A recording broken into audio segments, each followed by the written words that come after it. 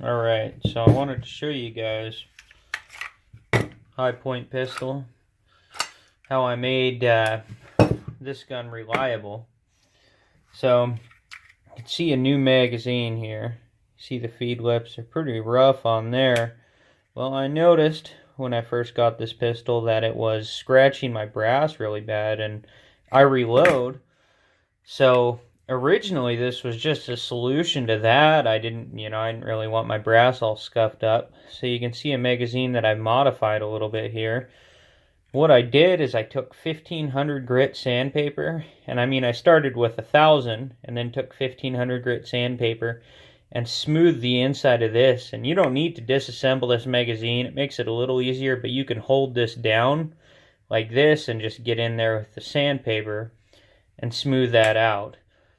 And these you can also take, if you notice these two sides here that I'm pointing at right at the end here, you can bend those out, and that will make it like this one isn't too bad, but you can see the difference here on, you might not be able to see that on camera, but these on this new magazine are bent in a lot more and they'll contact the brass.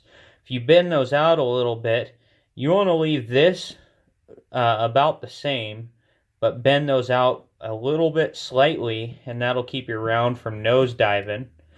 And you'll still get a little bit of nosediving in here, but I notice with the feed lip smoothed, it seems to not affect function. See, when I originally got this pistol, it was having a little bit of problems feeding all the time. I'd get a nosedive and it would get caught on the feed ramp in there. And just this magazine modification made this gun really reliable. I haven't had a malfunction with it since. Also, another thing you can do, if you want to, I don't think it's really necessary, but you can notice in there that my feed ramp is pretty shiny. Now that feed ramp, you can take a wooden dowel. I just matched one at the hardware store about the size of the caliber of your gun. This is a 40.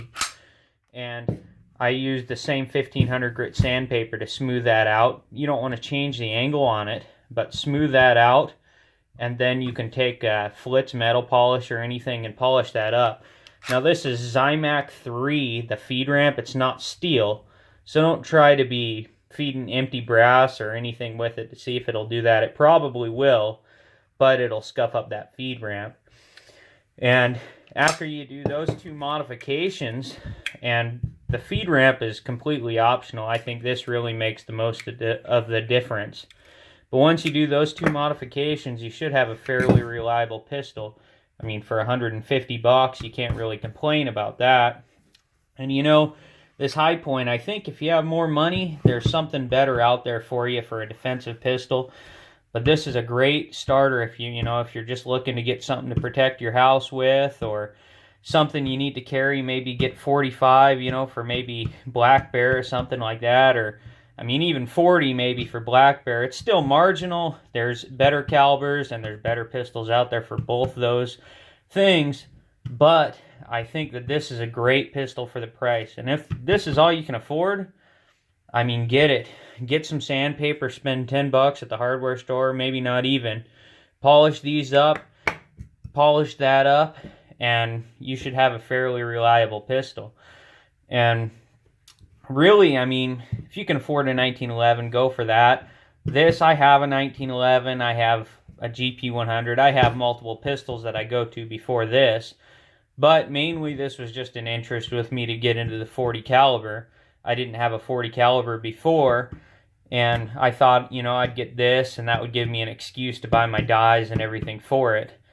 And that's what I ended up doing. But then again, just polish those up and bend them out slightly, and you should have a fairly good functioning gun for a very good price.